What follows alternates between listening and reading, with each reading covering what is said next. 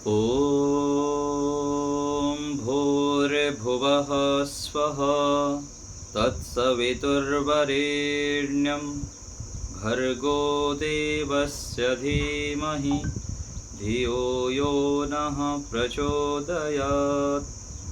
ॐ सहना भवतु सहनौ भुनक्तु सह वीर्यं करवावहै तेजस्विनावधीतमस्तु मा विद्विषावहै। ॐ शान्तिः शान्तिः शान्तिः। सभी को सादर नमस्ते। ईश्वर की महती अनुकंपा से हम इस समय ब्रह्म विज्ञान पुस्तक का स्वाध्याय करते हैं। ब्रह्म विज्ञान पुस्तक में पृष्ठ संख्या 21 देखिए, नीचे की तरफ शीर्षक है योग के विघ्न और उपविघ्न। जैसे शरीर के अंग और उपांग होते हैं, ऐसे ही योग में कुछ विघ्न हैं और उपविघ्न भी है। योग के जो विघ्न विक्षेप अंतराय हैं, विघ्न अर्थात बाधक, योग के प्रथम स्तर से लेकर अंतिम दशा तक बाधक बनते रहते हैं। अलग अलग उपाय से बाधक बनते हैं। सूत्र है व्याधि स्त्यान संशय प्रमाद आलस्य अविरति भ्रांति दर्शन अलब्ध भूमिकत्व अनवस्थितत्वानि चित्त विक्षेपाः ते अंतरायाः। व्याधि स्त्यान संशय प्रमाद आलस्य अविरति भ्रांति दर्शन अलब्ध भूमिकत्व अनवस्थितत्वानि, ये 9 चित्त के विक्षेप अर्थात चित्त की एकाग्रता को भंग करने वाले हैं और ये सब योग के बाधक हुए शत्रु हैं। और ये विघ्न चित्त वृत्तियों के साथ ही रहते हैं। इन विघ्नों के अभाव होने पर चित्त की वृत्तियां, कितने वृत्तियां हैं? 5 हैं। प्रमाण, विपर्यय, विकल्प, निद्रा और स्मृति। ये जो वृत्तियां हैं ये नहीं होती हैं, नहीं तो ये वृत्तियां उठते रहते हैं। प्रमाण, विपर्यय, विकल्प, निद्रा और स्मृति। तो ये कैसे हैं देखते हैं। पहला है व्याधि। गलत आहार विहार आदि से धातुओं वात, पित्त और कफ की विषमता से शरीर में ज्वर आदि पीड़ा होना। यदि वात, पित्त, कफ असंतुलित हो गए, शरीर में कोई रोग आदि हो जाता है, तो फिर व्यक्ति का मन स्थिर नहीं रहता है, चंचल हो जाता है, शांत नहीं रहता है और वो स्थिर होके ईश्वर की उपासना नहीं कर सकता है, ना कुछ पढ़ सकता है, विचार सकता है, नहीं हो पाता है। इसलिए यह बहुत ही आवश्यक है अपने शरीर के लिए। कितने आवश्यक है, क्या क्या खाना चाहिए, मेरे लिए क्या अनुकूल है, इसको परीक्षण करना पड़ता है और उसके अनुसार फिर हमको आहार करना पड़ता है, ग्रहण करना पड़ता है, भोजन जो भी हम खाते हैं।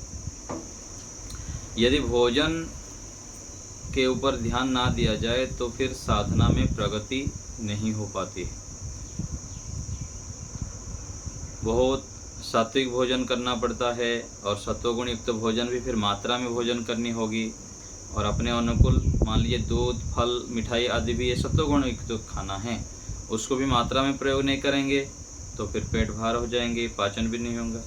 और खा भी रहे हैं, यदि उसमें पौष्टिकता नहीं है, सारे विटामिन ठीक नहीं मिल रहा है शरीर को, तो फिर पोषक तत्व भी कम हो जाते हैं और शरीर फिर मजबूत दृढ़ ना होने से हम लंबे समय तक ईश्वर का उपासना नहीं कर सकते हैं और अच्छे अच्छे कार्यों को नहीं कर सकते हैं। पढ़ने के लिए, सुनने के लिए, विचारना, ईश्वर का ध्यान करना, सभी कार्य के लिए शरीर में सामर्थ्य होना और शरीर स्वस्थ होना अति आवश्यक है। इसलिए ये व्याधि एक बहुत बड़ा बाधक होता है। इसको विशेष साधक व्यक्ति को ध्यान देना है कि बहुत अधिक मात्रा में सावधान रहते हुए दिनचर्या को व्यवस्थित करते हुए व्यायाम, प्राणायाम आदि और आयुर्वेद के सेवन आदि करके शरीर को स्वस्थ रखना है, तब फिर योग के मार्ग पर बढ़ सकते हैं। दूसरा है स्त्यान। संध्या, उपासना आदि शुभ कर्मों से जानबूझकर जी चुराना, उन्हें ना करना, इसको क्या कहते हैं? स्त्यान कहते हैं। तो ये यदि ऐसे करेंगे, जी चुराएंगे, जानबूझकर करेंगे नहीं संध्या, उपासना अथवा श्रेष्ठ कर्मों को, तो ये भी बाधक बनेगा।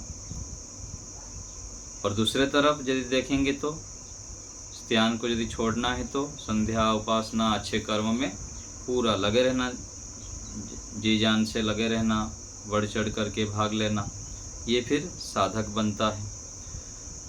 तो ये इसको भी हमें छोड़ना है। संध्या, उपासना आदि जो शुभ कर्म हैं, इनको श्रद्धा पूर्वक हमें करते जाना है, इनमें जी नहीं चुराना है। आगे है संशय। व्याधि, स्त्यान, दो बाधक हो गए। तीसरा है संशय। योगाभ्यासी को तुरंत, जो अभ्यास करता है उसको तुरंत फल ना मिलने से या धैर्य आदि के अभाव में संदेह होने लग जाता है कि अमुक वस्तु है भी अथवा नहीं। जैसे आत्मा अमर है या मर जाता है, द्विधा बनी रहता है। ईश्वर मिलता है कि नहीं मिलता है, संध्या उपासना करने से कोई लाभ होता है कि नहीं, और यज्ञ करने से कोई लाभ है कि नहीं। ऐसे ही अच्छे अच्छे कार्यों में व्यक्ति संशय करने लग जाता है और धीरे धीरे वो काम छोड़ देता है। दूसरे को देखता रहता है कि वो व्यक्ति तो कुछ नहीं करता, बहुत सुखी रहता है, तो मैं भी क्यों करूं। तो ऐसे करके श्रेष्ठ कार्यों में हमें संशय नहीं करना चाहिए। और यदि संशय हो गया ईश्वर के विषय में, आत्मा के विषय में और गुरुजनों के विषय में, जो श्रेष्ठ विद्वान सन्यासी हैं, धार्मिक व्यक्ति हैं, तो ये भी हानिकारक है, योग में बाधक होता है। भगवद गीता में कह दिया ना कि संशयात्मा विनश्यति। तो संशय को हटाना चाहिए, नहीं तो फिर ये बाधक बन जाएगा।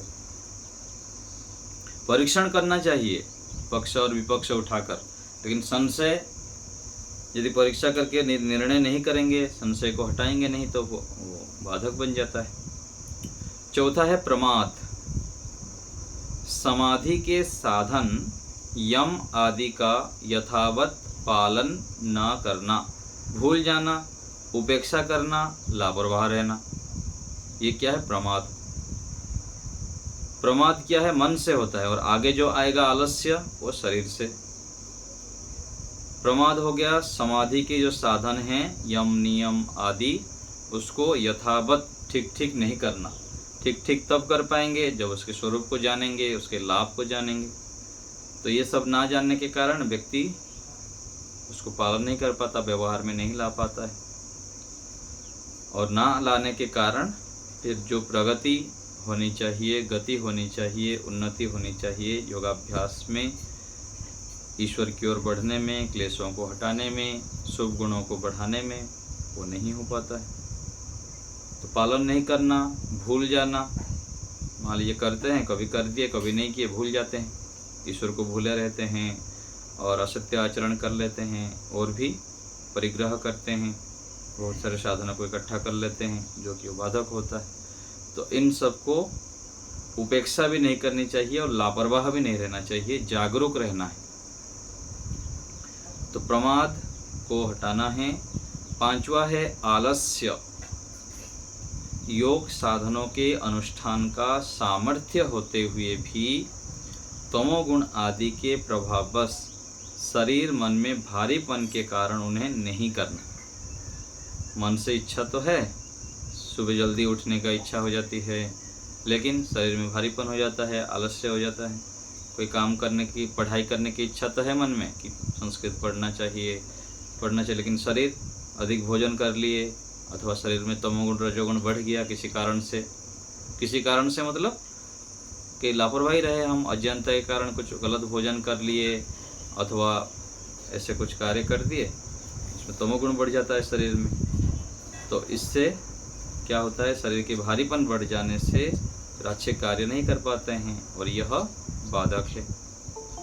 छठा है अविरति। अविरति अर्थात तृष्णा आदि दोषों के कारण, तृष्णा आदि दोषों के कारण सांसारिक विषयों में रुचि बने रहना। अविरति वैराग्य का अभाव होना, दूसरे अर्थ में क्या कहेंगे, वैराग्य का अभाव। तो तृष्णा, लोभ, क्रोध, मोह आदि जो दोष हैं, इन सब के कारण, अज्ञानता के कारण संसार के विषय में रुचि बना रहता है, खाने में, पीने में, देखने में, घूमने में, और जो संसार की जो साधन है उसमें व्यक्ति उलझा रहता है, उसमें उसके पीछे दौड़ता रहता है। तो वैराग्य का अभाव। वैराग्य क्या है, वैराग्य को सीधे अर्थ में यदि कहेंगे तो ज्ञान की पराकाष्ठा, ज्ञान के उत्कृष्ट शिखर को वैराग्य कहते हैं। और वैराग्य के जब अभाव होगा, ज्ञान का अभाव होता है, व्यक्ति फिर संसार में फंसे रहता है, डूब जाता है, संसार में डुबकी लगा रहता है, और यह बाधक है योगाभ्यास में। हाँ माता जी बोलिए।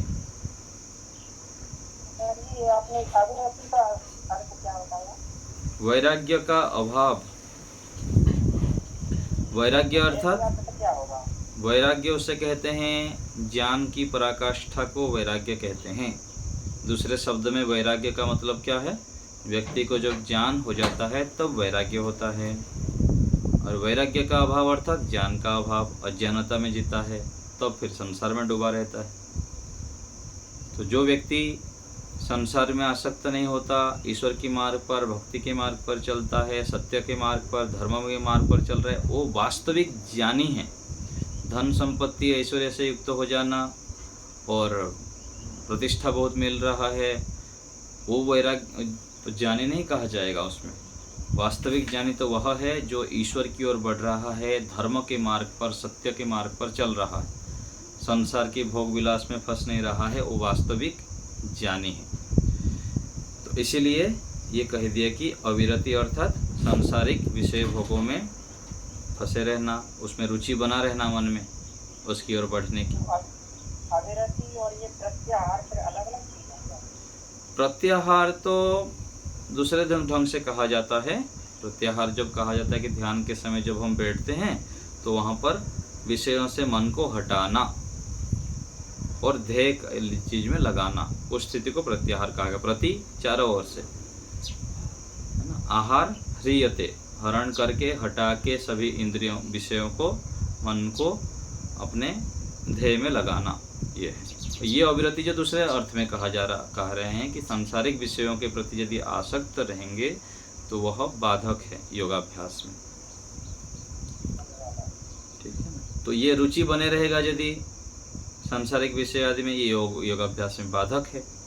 उसके विपरीत दृष्टानुसुभिक विषय वितृष्णस्य वशीकार संज्ञा जो आया योग दर्शन में, वैराग्य कि दृष्ट और आनुश्रविक विषय में आसक्ति रहित हो जाना, यदि उस क्षेत्र में वैराग्य कहेंगे। दृष्ट अर्थात जो देख रहे हैं, ये होना चाहिए, ये होना चाहिए, जितने भी दिखाई दे रहा है हमको, उस चीज़ों में आसक्ति रहित हो जाना। और आनुश्रविक जो सुनते हैं कि ऐसे ऐसे ऐश्वर्य होता है और स्वर्गलोक होता है और बहुत सारी चीज़ें हम सुनते रहते हैं जो कि देखे नहीं हैं अथवा यहाँ दिखता नहीं। तो इन दोनों विषयों में तृष्णा रहित हो जाना और ईश्वर से, ईश्वर की ज्ञान से युक्त हो जाना, ईश्वर की ओर बढ़ते रहना, ये वैराग्य की स्थिति है। सातवां है भ्रांति दर्शन। भ्रांति दर्शन अर्थात उल्टा देखना, मिथ्या, उल्टा ज्ञान होना, जड़ को चेतन मानना, जड़ को चेतन मानना। आज जैसे संसार में करोड़ों अरबों लोग हैं, ईश्वर के वास्तविक स्वरूप को नहीं जानते हैं, जड़ को ही परमात्मा मान के उसके पीछे दौड़ते रहते हैं, भागते रहते हैं और समय सामर्थ्य को खराब करते हैं। तो जड़ को चेतन मानना और अज्ञानता में जीना, ये भ्रांति दर्शन, मिथ्या ज्ञान, उल्टा ज्ञान, यह भी योगाभ्यास में बाधक है। 8वां है अलब्ध भूमिकत्व, समाधि की प्राप्ति ना होना, ये भी बाधक है। मान लीजिए थोड़े दिन कुछ ध्यान उपासना कर लिए, थोड़े उच्च स्थिति हो गया, फिर नीचे गिर गए, फिर थोड़ा आगे बढ़े, एकाग्रता प्राप्त किए, कुछ महीने सालों लगा के, फिर नीचे गिर गए। तो पूरा स्थिति स्थिर रहना, एकाग्रता में स्थिर रहना, ईश्वर में प्रतिष्ठित हो जाना, और अपने ज्ञान को सत्वगुण से युक्त रखना, ये क्या है? सही स्थिति है। लेकिन साधक बार बार जो प्रयास करता है फिर गिर जाता है, भूमि मतलब स्थिर नहीं रहना, ये भी बाधक होता है। और अनवस्थितत्व क्या है? अंतिम समाधि प्राप्त होने पर पुनः छूट जाना, समाधि मिल गया फिर छूट गया। तो समाधि में चित्त को स्थिर ना कर पाना, एक तो समाधि की स्थिति प्राप्त नहीं होना, थोड़ा बहुत आगे बढ़ते हैं फिसल जाते हैं, और आगे उच्च स्थिति प्राप्त करके फिर वहाँ स्थिर नहीं रह पाना। तो ये सब योगाभ्यास में बाधक हैं। आगे धीरे धीरे व्यक्ति बढ़ता जाता है, फिर इन बाधकों को हटाते हटाते हटाते फिर आगे इसी जीवन में अत्यंत पुरुषार्थ करेंगे तो प्राप्त कर लेंगे, नहीं तो अगले जन्म में। ऐसे करके धीरे धीरे बढ़ते बढ़ते किसी जीवन में जब हम क्लेशों को दग्धविज कर लेंगे समाधि लगा के, तब फिर मोक्ष की प्राप्ति होगी। आगे है उपविघ्न, विघ्न, 9 विघ्न ये बता दिए, उपविघ्न आगे बताएंगे। हाँ बोलिए माता जी। आचार्य जी नमस्ते। हाँ जी। इस जन्म में हम जितना दूर तक जा पाएंगे जाएंगे, तो अगले जन्म में फिर उसके बाद ही जाएंगे ना, फिर शुरू से जाएंगे? उसके बाद ही जाएंगे, उसके बाद ही जाएंगे। लेकिन क्या होता है ना, कई बार हमारे कर्म तो ठीक है, आगे तो हमको बढ़ना है, मिल गया, लेकिन आगे चलकर ऐसे स्थिति मिलेगा नहीं मिलेगा, देश राष्ट्र की स्थिति क्या है, वहाँ साथी मित्र किस प्रकार से हमें मिलेंगे, और माहौल कैसे मिलेगा। यदि ऐसे नहीं मिलेगा तो फिर से वहाँ पर हमको पीछे आने की भी संभावना है, अथवा विशेष उन्नति भी नहीं कर पाएंगे।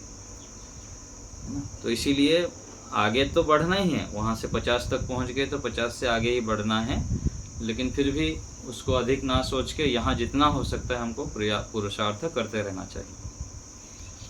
ठीक है।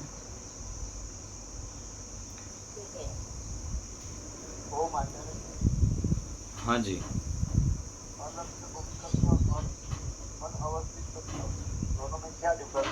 एक तो समाधि की प्राप्ति नहीं हो पा रहा है, प्रयास कर रहा है, कई सालों से लगा हुआ है, समाधि की प्राप्ति नहीं कर पा रहा है।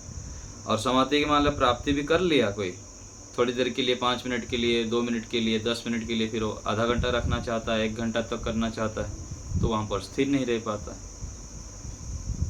है ना। ये दोनों में ऐसे फिर रख करेंगे।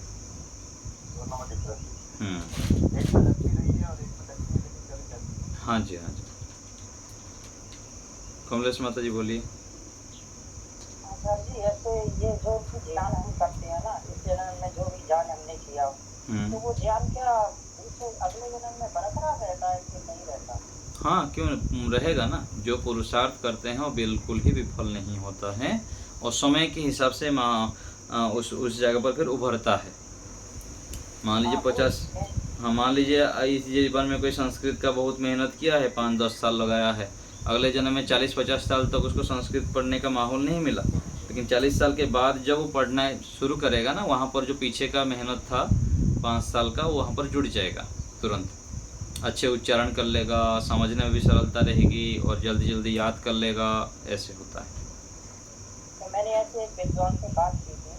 हाँ जी। तो वो यूँ कह रहे थे, जो भी ज्ञान तुमने उतार लिया है अपने जीवन में, वो तो तुम्हारे साथ ही रहेगा, मतलब जन्म के साथ ही रहेगा। हाँ जी, हाँ जी। जैसे आप प्रत्येक कार्य, केवल पढ़ने की ये नहीं, प्रत्येक कार्य में एक एक चेष्टा, एक एक कर्म कोई भी है, वो सारा में हमारा जाता है। जो विशेष मेहनत जिसमें किए हैं उसमें कम मेहनत पड़ेगा अगले जीवन में, और जो थोड़ा किए हैं फिर उसमें और जुड़ जाएगा फिर साथ में, ऐसे करके। ये बताया कि जो तुमने शाब्दिक ज्ञान किया है ना, वो तुम्हें ऐसे ही नहीं मिल जाएगा कि जन्म लेते ही मिल गया। वो तो तुम्हारा दबा भी रह सकता है, माहौल मिलने पर फिर उभर जाएगा। वही तो मैं बता रहा हूँ ना, उसी बात को ही तो मैं बताया ना कि 40 साल तक मान लिया इस साल में कोई, इस जन्म में कोई मेहनत किया है, अगले जन्म में 40 साल तक उनको पढ़ने को नहीं मिला, तो उस 40 साल के बाद जब उसको पढ़ने का अवसर मिल जाएगा तो वहाँ जो पीछे मेहनत किया हुआ था ना, वो आलम्बन मिलने पर तुरंत उभर जाएगा। ऐसे प्रत्येक कार्य में होगा। पर लेकिन जो तुमने जीवन में उतारा है ज्ञान, वो तुम्हें तुरंत ही जन्म लेते ही मिलेगा। हाँ मिलेगा, क्यों नहीं, मिल जाएंगे। मान लीजिए इस जन्म में कोई विशेष पढ़ा लिखा मेहनत कर रहा है आध्यात्मिक मार्ग पर, तो अगले जन्म में तुरंत माता पिता ऐसे विद्वान मिल जाएंगे, गुरुकुल का माहौल मिल जाएगा, तो तुरंत मिल जाएगा। जैसे मैंने काम, क्रोध, लोभ, मोह इन पर विजय पा ली है किसी जन्म में, तो फिर वो मतलब ऐसा जन्म मिलेगा कि मुझे शुरू से क्यों नहीं आएगा वहाँ पे। हाँ नहीं आएंगे, होता है, यहाँ पर होता है ना, यहाँ पर होता है। मेरे अंदर नहीं है किसी के प्रति, खत्म कर दी मैंने अपने अंदर से, तो फिर वो जन्म लेते ही अगले बार भी मुझे किसी से इच्छा नहीं होगी अपने आप ही तो तय। हाँ जी, वो जीवन में उतार चुकी है। जी जी जी, ऐसा ही होता है। इसलिए कर्मों का वैदिक सिद्धांत तो यह है ना कि यहाँ पर जो भी हम कर्म करते हैं वो बिल्कुल ही नष्ट नहीं होता है। ऐसे मानकर निरंतर अच्छे कार्य हमें करते रहना चाहिए। निरंतर जब हम कार्य करते हैं वो जुड़ता रहता है साथ साथ, और ईश्वर न्यायकारी होने से पूरा उसका बिल्कुल फल मिलता है। आगे है उपविघ्न। इसके उपरांत 5 उपविघ्न भी हैं जो योग दर्शन में बताया गया है। दुख दोर्मनस्य अंगमे जयत्व श्वास प्रश्वास विक्षेप सह भूवः। तो ये 5 उपविघ्न हैं। दुख, जिससे पीड़ित होकर प्राणी उसके नाश के लिए प्रयत्न करते हैं, उसे दुख कहते हैं। दुख की परिभाषा क्या है? जिससे पीड़ित होकर प्राणी उसके नाश के लिए प्रयत्न करता है, उसको हटाना चाहता है, उसको दुख कहते हैं। और ये तीन प्रकार के दुख हैं, आध्यात्मिक, आधि भौतिक और आधि दैविक। आध्यात्मिक दुख जो शारीरिक रोग, ज्वर आदि, और मानसिक रोग, राग द्वेष आदि से होने वाला दुख है। शरीर में रोग, पीड़ा, व्याधि, मन में भी, मन इंद्रियों के चंचलता आदि कारण में दुख होता है। आदि भौतिक दुख दूसरे प्राणियों से, भूत अर्थात प्राणी को बोलते हैं, दूसरे प्राणियों से जो हमें कष्ट होता है, शत्रुओं से और मनुष्य से भी और दूसरे प्राणियों से भी, ये दुख है। और आदि दैविक, यहाँ पर मन इंद्रियों को भी देव कहते हैं। उनके अशांति से, उनके अंदर जो रजोगुण तमोगुण बनने से भी दुख होता है। और प्राकृतिक विपदाएं, अधिक वर्षा हो गया, अधिक धूप होते हैं, और भी अलग अलग प्रकार से प्रकृति से दुख होता रहता है।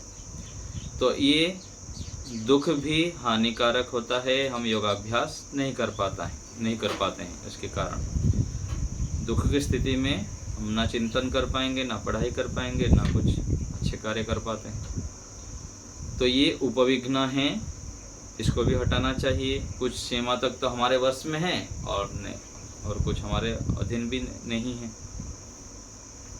दोर्मनस्य, इच्छा की पूर्ति ना होने अथवा उसमें बाधा आ जाने पर मन का खिन्न होना।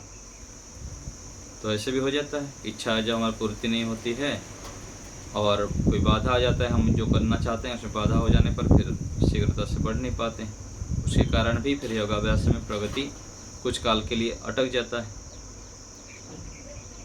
और तीसरा है अंग में जयत्व। आसन सिद्ध ना होने से हिलना, डुलना अथवा अन्य रोग के कारण शरीर में कंपन होना।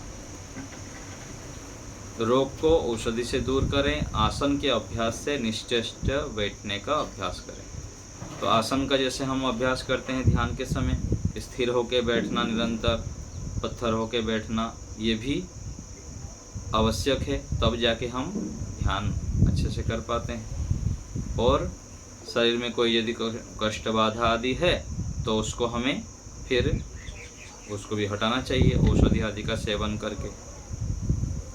और पांचवा है श्वास प्रश्वास विक्षेप, अर्थात दमा आदि रोग के कारण श्वास प्रश्वास का अनियंत्रित रूप से चलना। तो ये भी हानिकारक है। श्वास भी सम रहना चाहिए और वह स्वस्थ व्यक्ति का रहता है। अस्वस्थ व्यक्ति फिर श्वास प्रश्वास ठीक से गति नहीं होती है, फिर सब शरीर के विकृति होने के कारण बाधा होती है। तो ये सब विघ्न और उपविघ्न एकाग्र चित्त वाले योगी को नहीं होते हैं, और जो एकाग्र चित्त नहीं है उनको बाधित करते रहते हैं, कभी कम, किसी को अधिक। तो इसलिए कहा गया कि निवारण एक तत्व ब्रह्म की उपासना तथा उसकी आज्ञा का पालन करने से व्याधि आदि विघ्नों और उनके साथ होने वाले दुख आदि उपविघ्नों की निवृत्ति हो जाती है, अथवा होते हुए भी ईश्वर प्रणिधान करने वाले योगी को ये विघ्न विक्षिप्त नहीं कर पाते। जो मानसिक रूप में मजबूत हो जाता है, ज्ञानी बन जाता है, फिर बाहर से दुख कष्ट बाधाएं आने पर भी एक सीमा तक वह हटा देता है और उसके ध्यान साधना में समाधि में बाधक नहीं बनते। वो लंबा अभ्यास से जन्म जन्मांतर के पुरुषार्थ से ये स्थिति प्राप्त हो सकती है। तो परमात्मा को साथ जब रखते हैं, ईश्वर प्रणिधान से युक्त रहते हैं, तो इन दुखों कष्टों को बाधाओं को हटाने में हम विशेष समर्थ हो पाते हैं और इसको हटा भी पाते हैं। तो हमें इनको करना चाहिए अभ्यास इस प्रकार ईश्वर प्रणिधान का। हाँ माता जी बोलिए। आचार्य जी, जब इच्छा का पुष्टि नहीं होता, तब जब मन खिन्न होता है, तब उस वक्त हम लोग क्या सोचना चाहिए कि हम लोग का मन स्थिर रह पाए? उस समय तो उस परिस्थिति को छोड़ देना चाहिए। उस टाइम मतलब किसी व्यक्ति यदि सामने होते हैं तो एकांत में चले जाना है। और घर में जब रहते हैं क्या होता है, ईश्वर के बनाए हुए पदार्थ वस्तुओं के पास जितने रहते हैं ना, उतना हमारे मन चंचल होता है और स्थिर नहीं हो पाता है।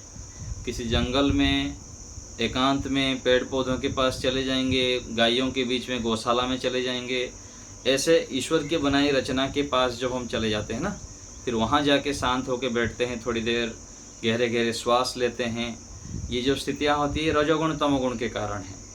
और सतोगुण से जब युक्त हो जाते हैं तो फिर ये स्थिति को हम हटा पाते हैं। और उस समय गहरे गहरे श्वास ले लेना चाहिए 5-10 बार, और मन आँख बंद करके परमात्मा को अपने साथ अनुभव करते हुए, ईश्वर मेरे साथ हैं, एक बहुत बड़े सत्ता हमारे साथ है, यह अनुभव करके ओम का जप करते रहना है। गायत्री मंत्र का जप करने लग जाते हैं तो फिर ठीक हो जाता है। और विशेष कोई कष्ट बाधा की स्थिति होती है तो सुबह शाम के समय हो तो गायत्री मंत्र से यज्ञ कर लीजिए 108 बार, जितने देर तक इच्छा है उतने देर तक यज्ञ करते रहे। तो ये सब उपाय होता है कि गाय की सेवा करने में, और किसी पार्क आदि में चले जाते हैं, और अच्छे व्यक्ति कोई साधु संत होते हैं, कोई श्रेष्ठ व्यक्ति हैं, उनसे फ़ोन से बात कर लिए, अथवा पास आस में रहते हैं कोई श्रेष्ठ व्यक्ति, सतोगुण से युक्त व्यक्ति, सज्जन व्यक्ति, तो उनके पास चले गए। तो ऐसे करके हम इनको हटा पाते हैं।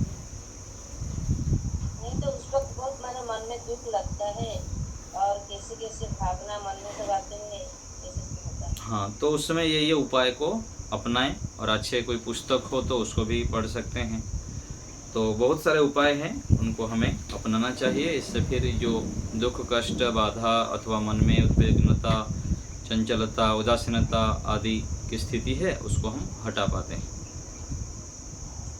ठीक है। मन में ये सोचा कि इच्छा पूर्ति तो पूरी ना हो। हाँ, ये तो सोचते ही हैं सामान्य रूप से, और उसमें कुछ विचार भी नहीं कर पाते हैं। मन में बहुत अधिक दुख की स्थिति बनने पर ज्ञान को भी उभारना है जो पढ़े सुने हुए हैं, और साथ में इन उपायों को भी अपनाना है, तब फिर ठीक हो जाता है।